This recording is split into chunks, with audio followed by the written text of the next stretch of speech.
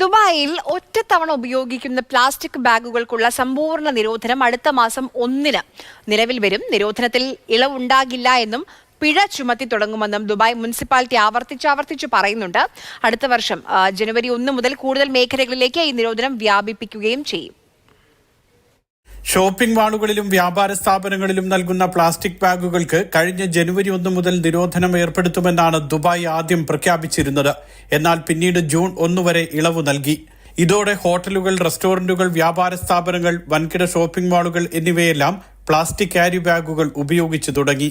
ഇക്കാര്യത്തിൽ ഇനി ഇളവുണ്ടാകില്ലെന്നും ജൂൺ 1-ന് നിരോധനം നിലവിൽ വരുമെന്നുമാണ് അറിയിപ്പ്. പരിസ്ഥിതി സംരക്ഷണത്തിനായി ഘട്ടം ഘട്ടമായി പ്ലാസ്റ്റിക് നിരോധനം നടപ്പാക്കാനാണ് തീരുമാനം.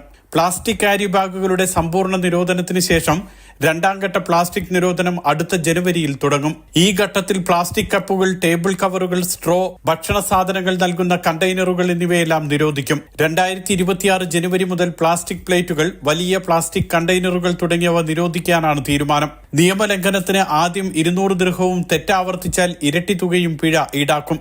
ഇത്തരത്തിൽ 2000 ദിർഹം വരെ പിഴ ചുമത്തുമെന്ന് മുനിസിപ്പാലിറ്റി അധികൃതർ വ്യക്തമാക്കി. Mathrubhumi news, Dubai.